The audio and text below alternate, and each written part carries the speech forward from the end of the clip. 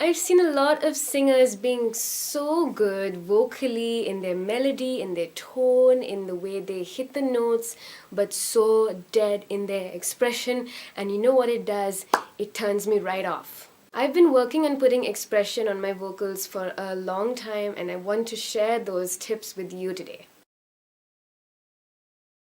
Singing is just a medium. Our muscles are just muscles. The sound you hear is just sound.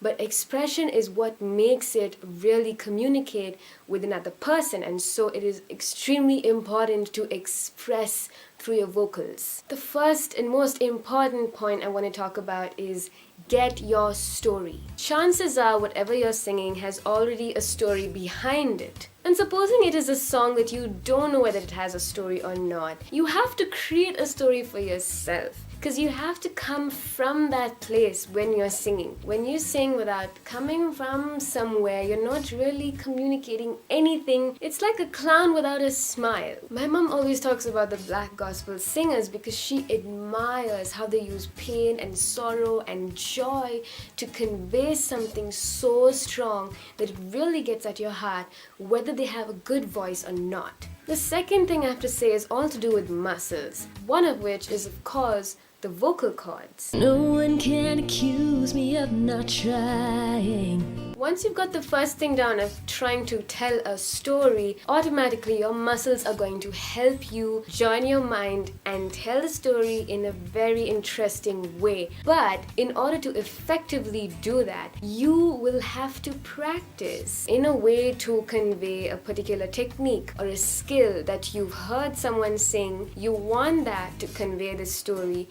but you don't know how to connect the two. And even if you don't have time to practice, like this is a situation when you're right in front of someone, you're about to start singing. Even just being aware and conscious of your vocal cords, trying to make the most out of it, that will go a long way. The second muscle group is the facial muscles. Now, I follow a teacher called She talks a lot about using your facial muscles to help your vocal cords in creating sounds. So what that means is that in widening your mouth or in closing it or in making a particular shape with your face, you can create different sounds.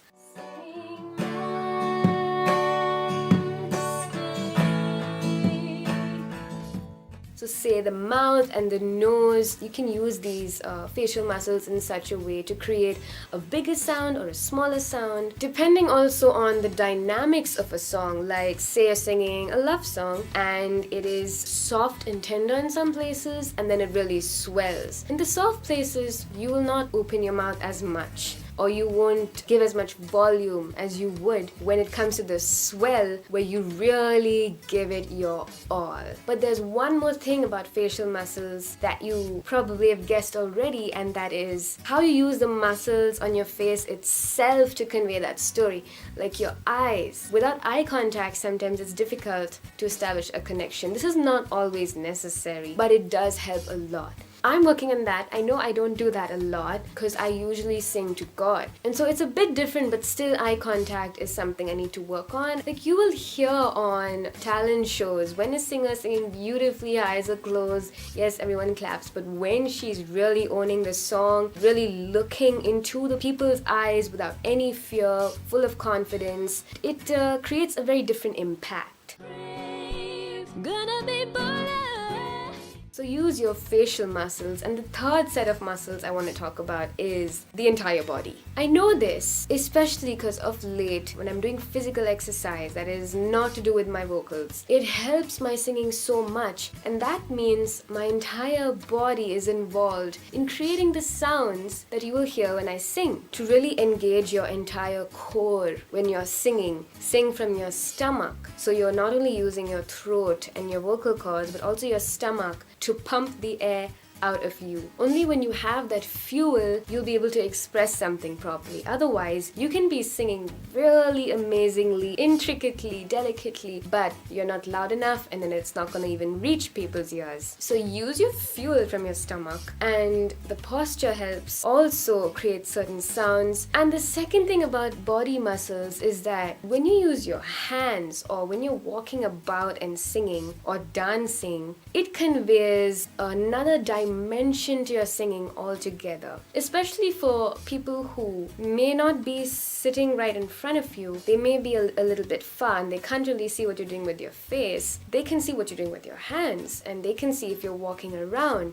It just spreads the story a little wider when you use all these limbs. I try to speak my mind because I know that I'm his, and I try to speak my mind, but it don't fly with them kids. So once you've got all this down, about your story, engaging your vocal muscles, your facial muscles, your body muscles, what next? Well, this may seem a little silly, but the next thing not to be overlooked is that you stay with these things. I remember, for example, one day we were at a concert in college. I was singing a small part, and during that part, I had the courage enough to raise my hand. And I was so caught up in this movement that after I did that, I could not concentrate on anything else because I thought, my quota for today is done. And I let the song drop after that. That is like a story half told. If you're gonna do all these expressions, work so hard and only do it for part of your song because you let fear take a hold of you, or you let your conscience come back, or you only let yourself go all out for a little time, then the rest of the song is not supported and it kind of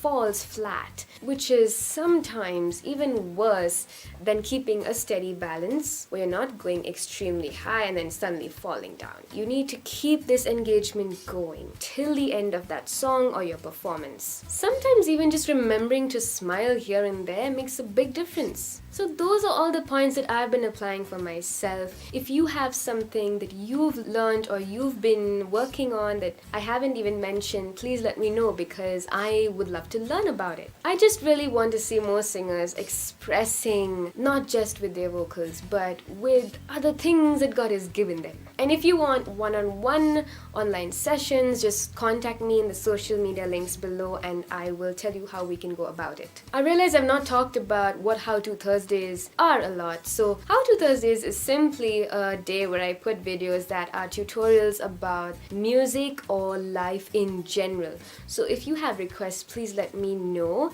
And if you've already told me some requests and I haven't gotten to it, don't worry, I will get around to it. I'm just waiting for the right time and place to do it and make it happen. I will see you on a Serious Sunday video. This is Vihan Damaris on How-To Thursdays, signing off.